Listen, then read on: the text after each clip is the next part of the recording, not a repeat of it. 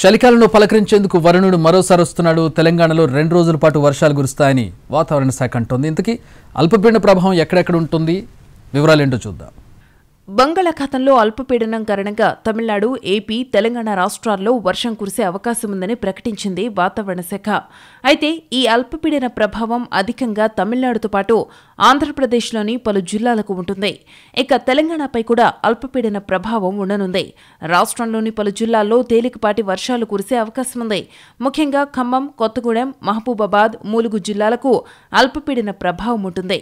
మిడి cover తో మీ మాతృత్వ కలలను సాకారం చేసుకోండి. ఇప్పుడు IOI పై 50%, IVF పై 20,000 తగ్గింపు మరియు పొందండి ఉచిత కన్సల్టేషన్ తో పాటు ఫ్రీ అల్ట్రాసౌండ్ స్కానింగ్. ఈ జిల్లాల్లో కాస్త వర్ష ప్రభావం ఉంటుందని తెలిపింది IMD. ఇక హైదరాబాద్లోని పలు ప్రాంతాలలో సాయంత్రం పూట వర్షం కురిసే అవకాశం ఉంది. ప్రస్తుతానికి దాని యొక్క ఎఫెక్టు తెలంగాణకి చాలా తక్కువగా ఉండే అవకాశం ఉంది. తమిళనాడు, దక్షిణ ఆంధ్రప్రదేశ్కి కొంత మేరకు దాని యొక్క ప్రభావం ఉండే అవకాశం ఉంది. అయితే రాష్ట్ర వ్యాప్తంగా పగటిపూట అధిక ఉష్ణోగ్రతలతో తీవ్ర ఉక్కపోత వాతావరణం ఉంటుంది.